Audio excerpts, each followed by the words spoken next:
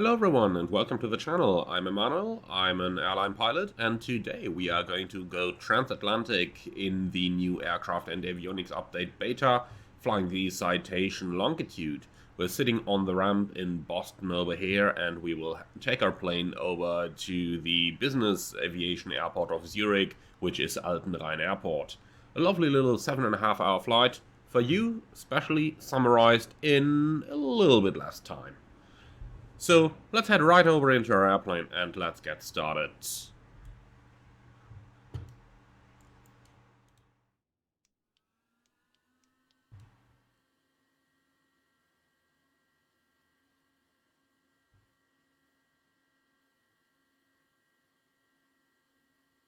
I'm still in love with how everything slowly comes alive in this plane. Alright. So, first thing I always do in this aircraft is get the lights on. Here we go. That is quite a bit better. So, standby power on, and the external power is going to cover us for today. So, utilities. Let's do the basic setup of the flight. Crew and cruise doors, we can take that as 0 for the payload. We are carrying 2 passengers today. Takeoff.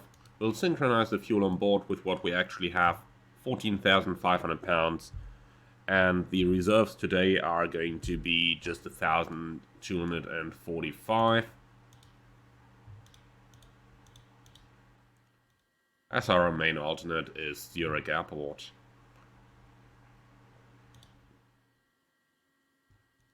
Time to enter the flight plan. We are going from Boston.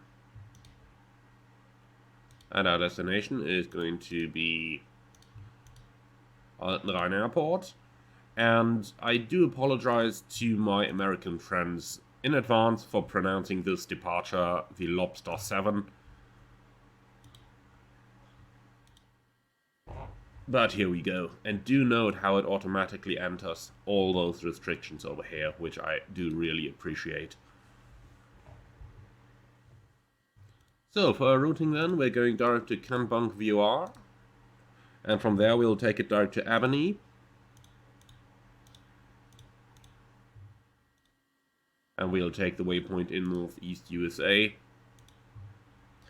From Albany, it's gonna be the North Atlantic transition 381 Bravo. Let's go ahead and find that one. Here we go, 381 Bravo. Towards Alry, load. From Alry, we are planned via 51 North and 50 West.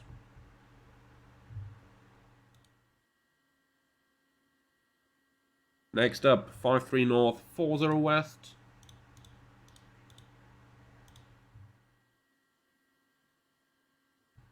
Five 4 North, 30 West.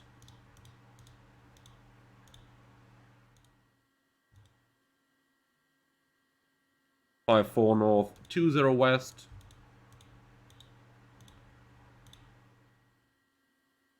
And then to Nabin.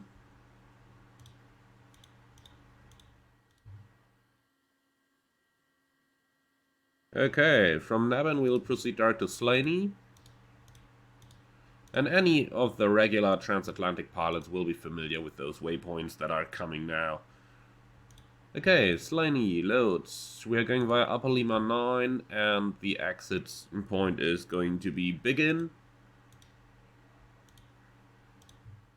You may load this. From Biggin, we'll join Lima 15 to Motox.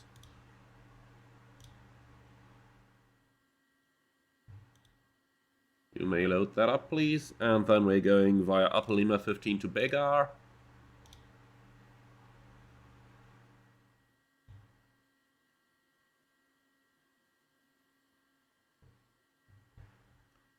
And November 491 Zurich East VOR, and that's where our star is going to start.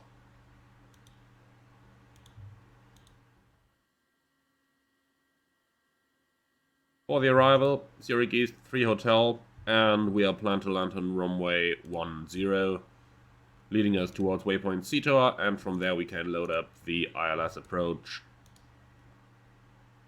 And we don't need to fly any course reversals there. Okay, load that in please. Thank you very much.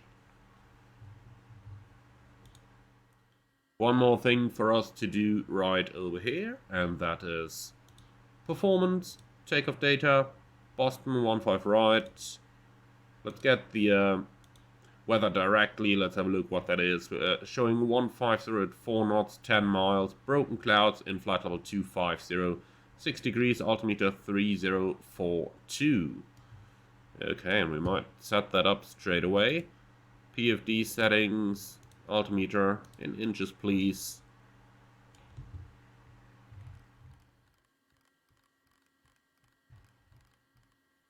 .3042, and the standby as well. And the FO side is synchronized with the captain's side. Okay, perfect. And it did say the temperature was 6 degrees centigrade. We'll take the full runway length, and for the takeoff config it's going to be flaps 1, no anti-ice needed as we have perfect weather. Let's get some takeoff data, and that is all automatically calculated. We are going to accept that, and that is our setup pretty much completed on the FMS.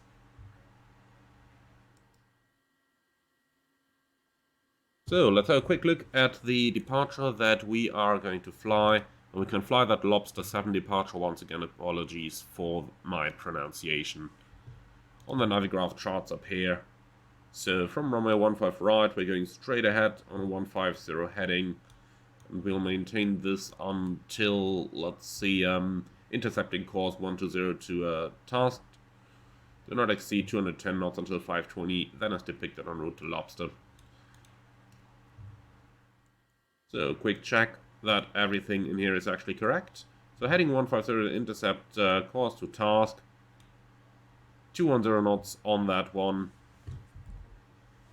And from there on we will be going, let's see that over here, via boat max 250 knots and above 4,000 feet, which is actually in here. Then to Har, Sean, and finally to Lobster. Alright. Top altitude, 5,000 feet. Let's put that into the computer.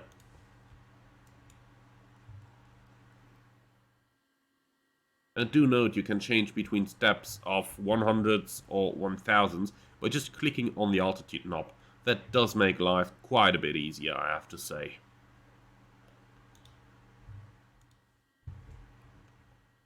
Okay, so to continue our preparation, nav source is gonna be the FMS. Let's get some autopilot modes in as well. Toga button is pressed.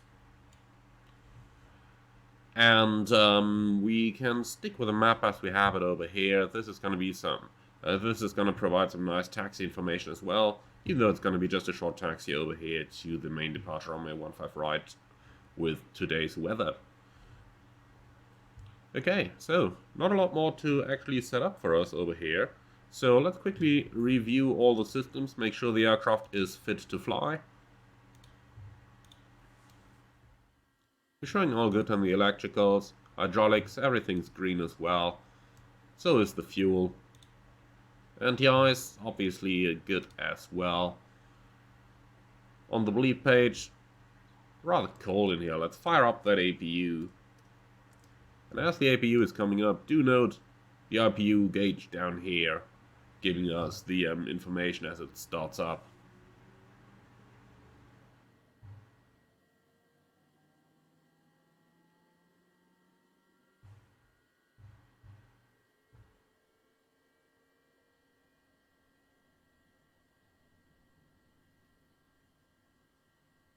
And the APU is running. It will take about a minute before we can get air conditioning on, but that is going to happen all automatic.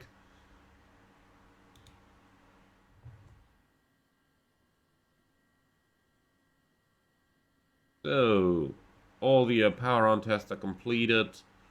Fuel pressure is to be completed, and the taxi stuff is gonna happen all on its own. Okay, so we are pretty much done with this.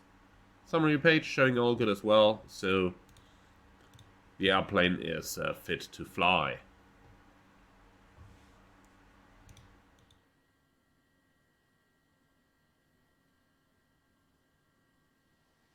And with this,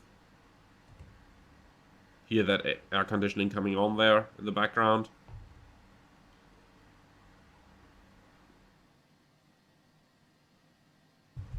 Alright, with this we are ready to go. Let's read our cockpit items and before start checklists.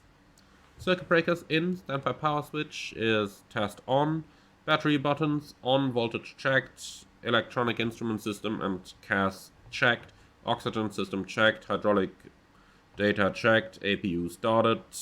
So, external power disconnected, cockpit controls checked, trims. Good thing we are reading that checklist.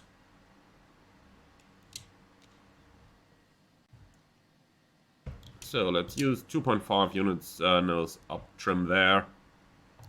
Trim set, fuel quantity and CG is checked. We have 14,480 pounds on board and required is 13,500 pounds. Quick autopilot sanity check. Engaged, disengaged, cockpit items complete. Let's go straight ahead with the before start checklist. Park and brake set, wheel chocks removed, cabin door closed, passenger briefing complete, seats and seat belts adjusted and fastened. The seatbelt button is on. CAS checked. Record lights can go on. Clear behind, fuel shut-off valve checked, before start checklist complete. Okay, with that, we are pretty much ready to go, so let's start engine number 2. And this is literally how easy it is. So, N2, oil pressure, N1,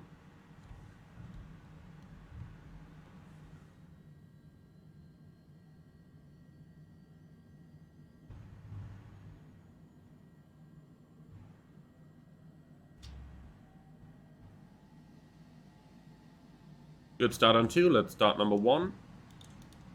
Engine master switch to run, engine starter press, the rest of it happens all automatic.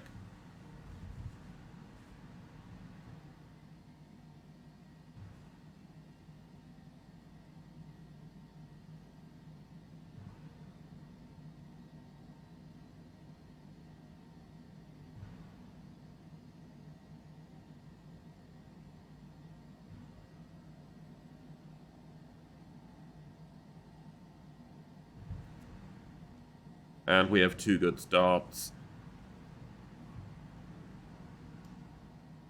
Alright.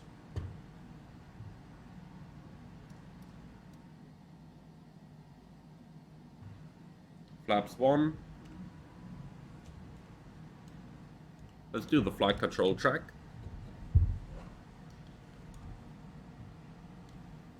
Up, down, left, right. And the APU can be shut down here. Okay, before taxi checklist. Flight controls, free and correct. APU off. Speed brake. We did not check that. Let's try that once more. Okay, speed brake checked and retracted. Flight instruments, avionics checked. Ice protection off. Before taxi checklist complete. And with this, we are clear on the left and clear on the right. Park and brake released. Taxi light on. Let's go. So, off to the right, and we are immediately at the runway.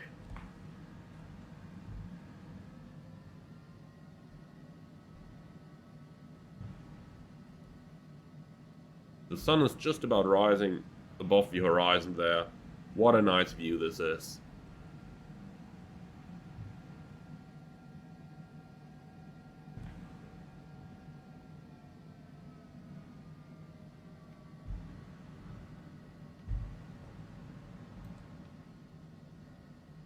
Clear on both sides.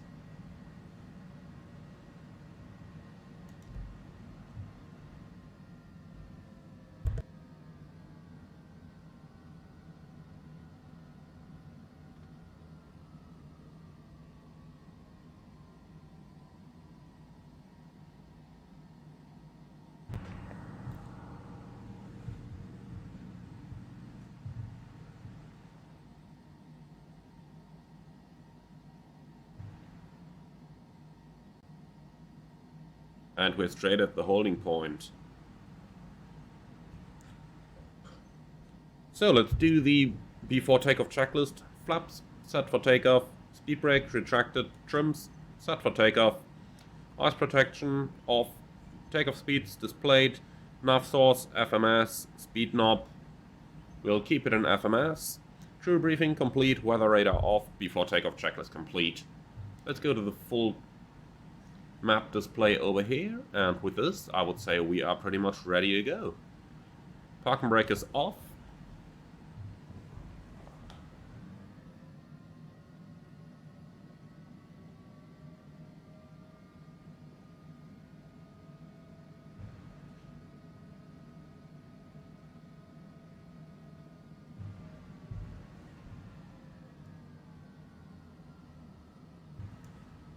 We are prepared to start the timer. Clear on the left.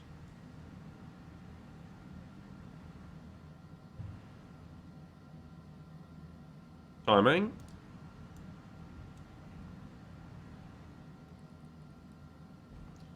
Set takeoff thrust.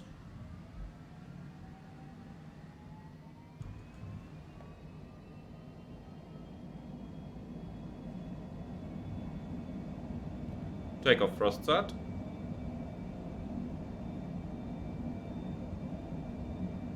$80 knots.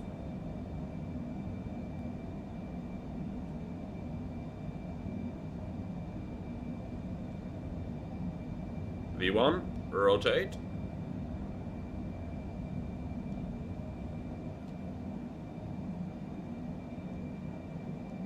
Gear up, positive rate.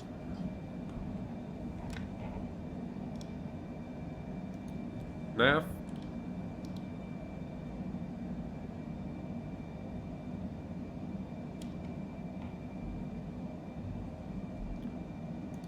Level change.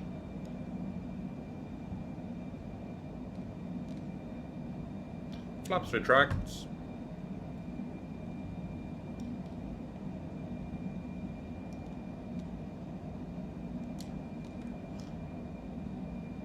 Climb thrust set.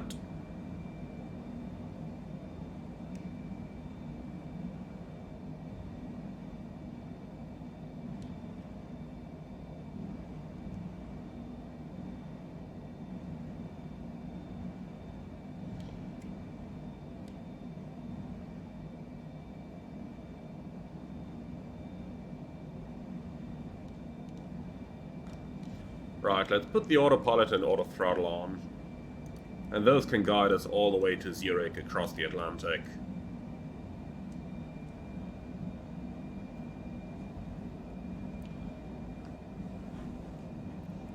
And for us, that means it's time to read the after takeoff checklist.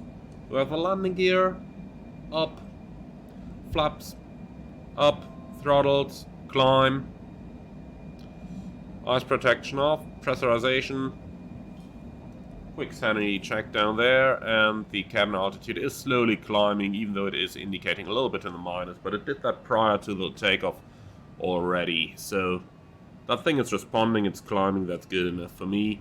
Seatbelt button. We are definitely good over here, so seatbelts can be switched off. Altimeters and exterior lights to go. After takeoff climb checklist complete.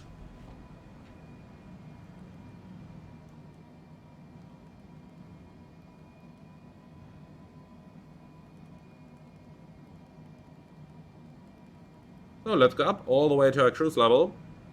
And then we are just going to sit back, relax, and enjoy the flight.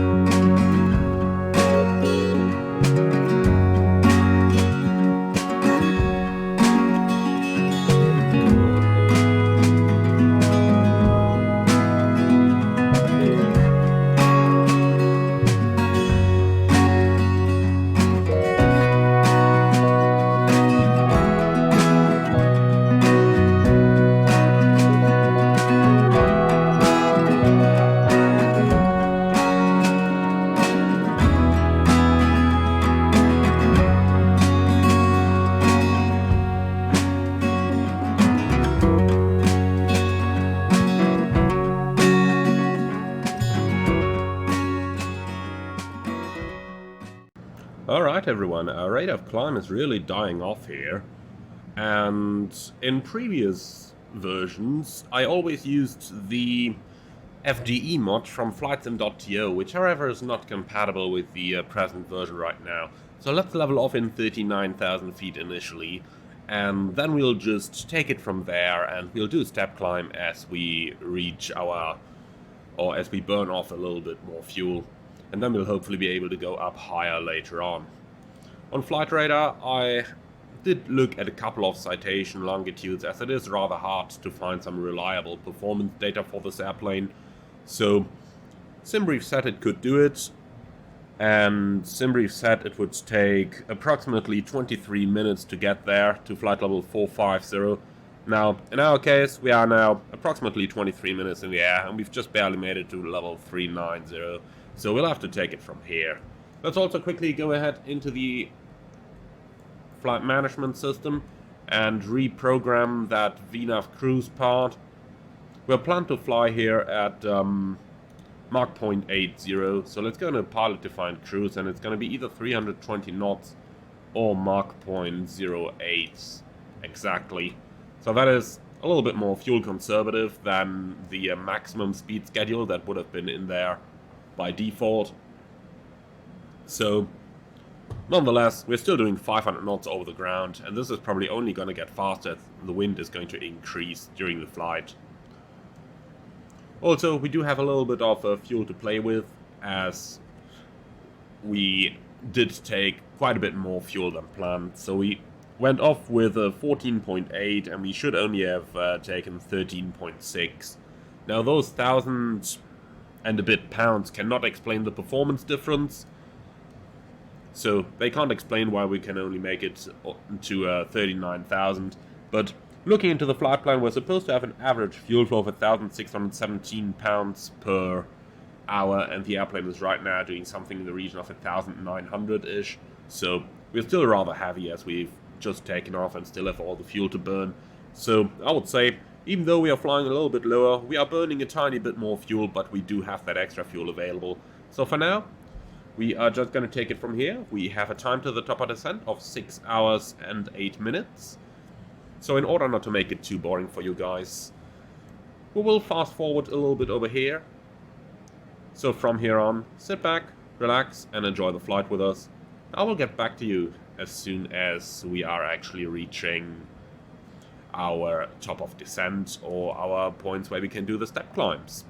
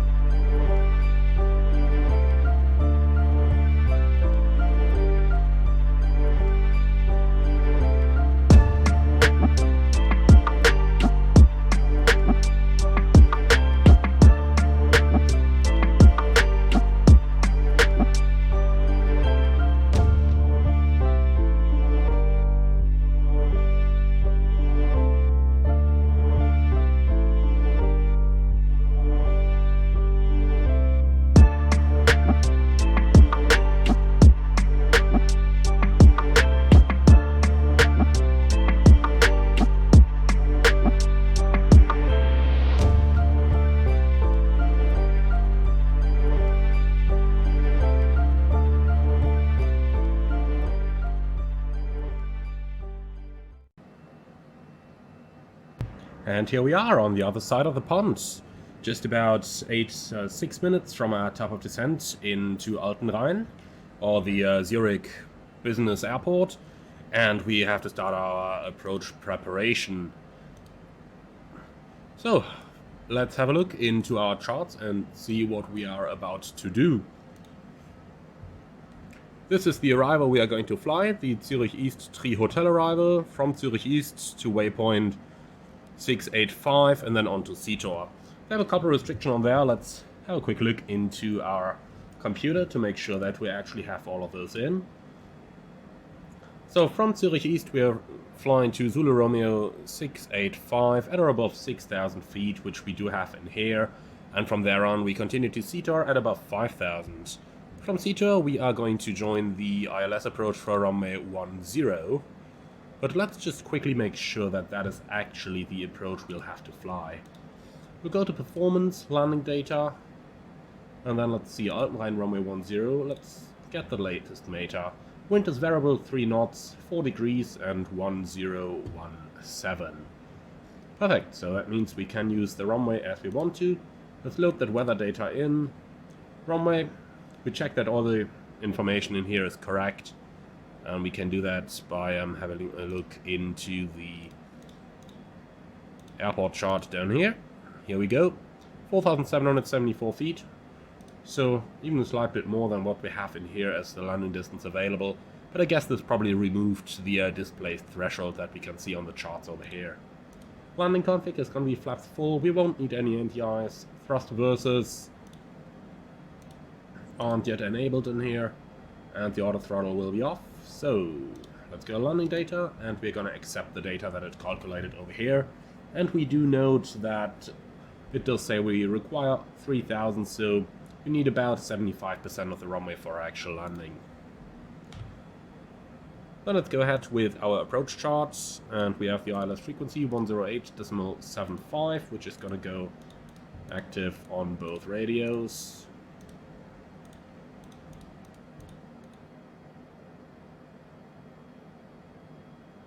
And that's pretty much all we need for this. The course is going to be set up automatically. The final thing, going to utilities, is our minimums, which is going to be 1806. And barometric, enter. Perfect. With that, we are prepared for our descent. And we now have 3 minutes left to our top of descent. So very good job of the aircraft, setting pretty much everything up automatically, and the only thing we need to do now is literally turn down our altitude, and then we'll arm the VNAV, and that's got pretty much it. We'll start with something high like 15,000, we are flying towards the mountains after all. VNAV is armed, and once the VNAV path actually comes in, the aircraft is going to intercept that automatically.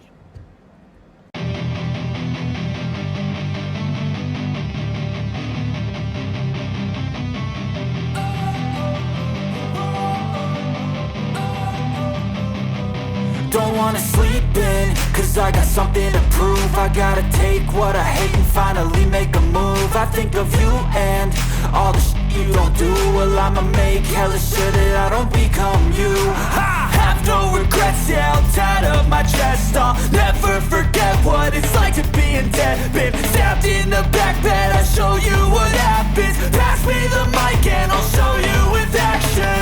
I feel this pain, you already know. Turn that to gains, let my money show. I've got these things that I can't let go. Watch me turn this life into something that you can never own. I feel this pain, you already know. Turn that to gains, let my money show. I've got these things that I can't let go. Watch me turn this life into something that you can never own. And here we are, approaching flight level 100 on the way down. Let's go ahead. Landing lights on, seatbelt signs on. Still gotta set our standby altimeter. This one is unfortunately still in inches, and I don't see any reason how to change that into hectopascals at the moment.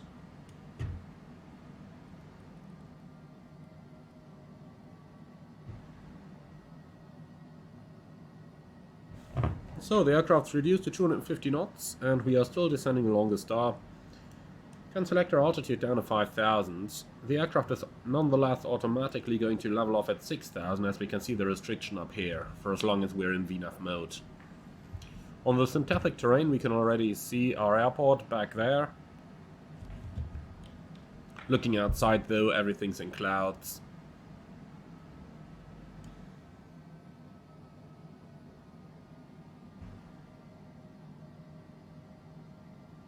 This sounds like the time where we can read the descent checklist.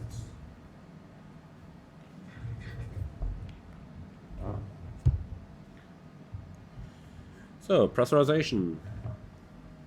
Landing elevation, 1,299 feet set. Altimeters, 1017, passing 8,700, descending 5,000. Exterior lights on, descent checklist complete.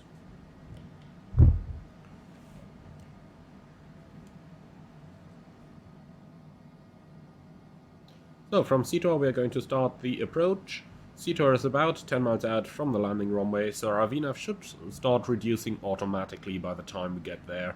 But to be entirely sure, we will have an eye on it and see how the airplane is actually going to handle things. Let's continue with the approach checklist. Landing data confirmed. Crew ice protection is off. Flight instruments, avionics checked and set. Crew briefing complete. Passenger briefing complete. Seats and seatbelts adjusted and fastened. And seatbelt button on. Approach checklist complete.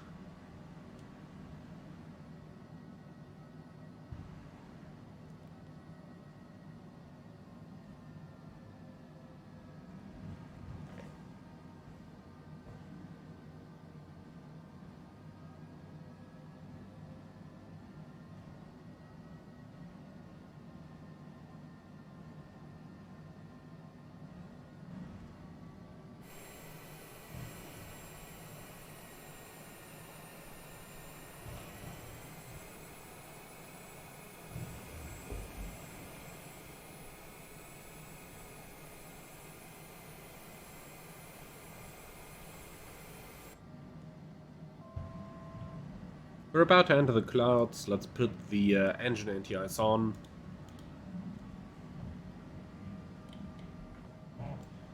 At the moment, 10 knots of tailwind, but that is going to get better eventually. We should start receiving the ILS any moment now. The landing runway is just about 10 miles out. Let's make a quick cross-check to make sure that we actually have the ILS frequencies active, which we do.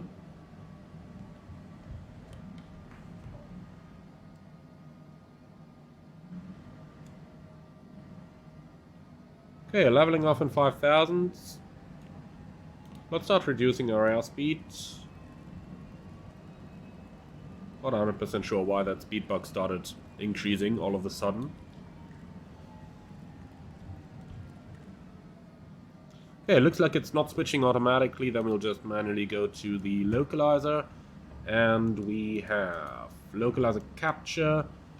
Looks like we need to capture the glide slope from above. Let's go level change.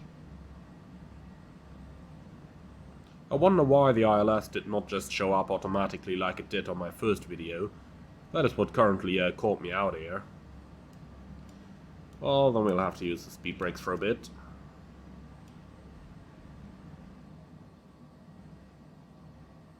Look how effective those speed brakes are. They really get you down quickly. Glide slope is alive. Approach armed. Glide slope capture.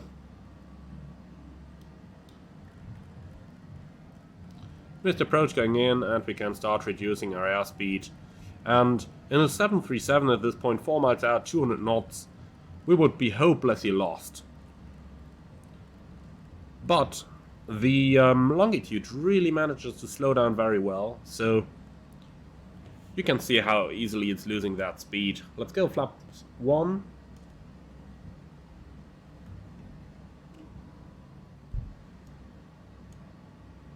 Gear down.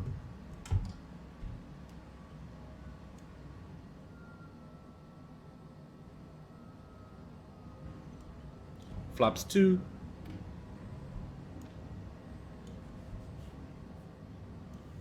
And flaps full. Speed brake is retracted. Landing checklist. Landing gear down, flaps full, exterior lights on, speed brake retracted, ground spoilers on. Okay, 500 continue, and minimums continue as well. So that was a quick configuration. In probably most other aircraft you would have been hopelessly lost with this. But you can see the Longitude handles it fairly well.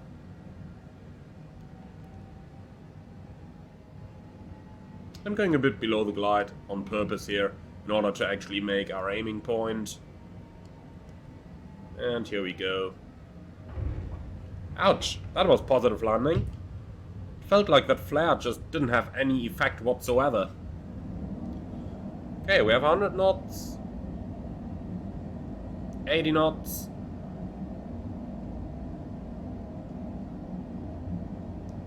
$60 knots.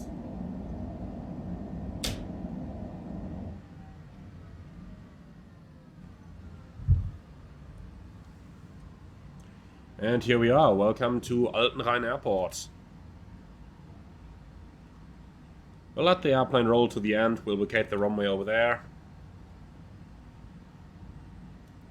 So, just 7 hours and 20 minutes flight time. Easy going.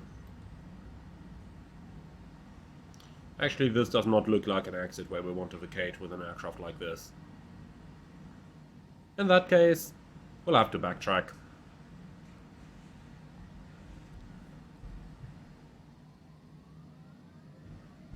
I have a feeling my wings would just smash right into those taxiway signs there. Might not be a good idea to do that.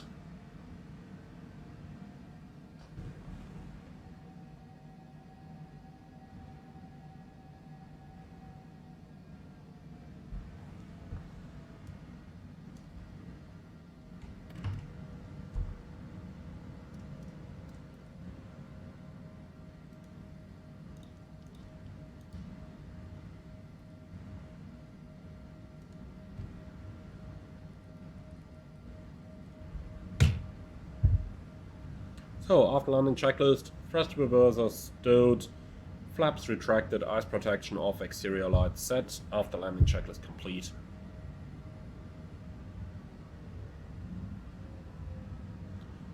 So remember, on the runway we can go 50 knots for the backtrack, and APU generator off, okay. Switch it on. Even though the aircraft should not take the APU generator on automatically yet, but I guess it doesn't either. Just the indication for the crew that we've actually switched that APU generator off manually there. Okay, for taxi I really prefer the little bit higher viewpoint, so let's taxi the plane like this. Otherwise it's just very hard to see something right in front of you.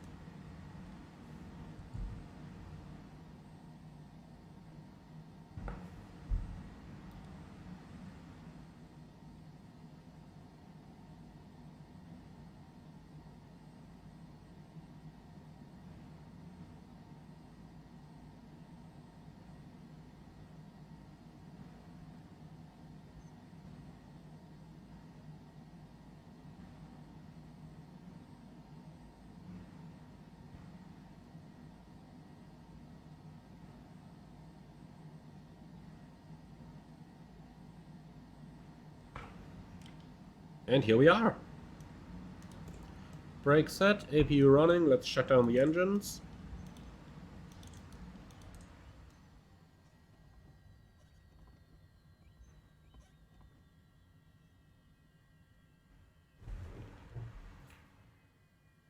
Engines 1 and 2 below 20%. Seatbelts off, anti-collision off, taxi lights off. And let's run the shutdown checklist. Throttles idle, park brake set, ice protection off, engines off, seatbelts off, APU on, CAS checked, main batteries on, standby power on, and shutdown checklist complete. Alright, I hope you enjoyed this little flight across the Atlantic in the Citation Longitude. Now, I'm looking forward to see you all again on the next one, and until then, thank you very much for watching, have a nice weekend, and do try out that avionic update. It is currently still in beta, but it is very much recommendable already. Thank you very much for watching, like, comment and subscribe, and as always, if you do want to support the channel, you can do so through the Buy Me a Coffee link in the video description below.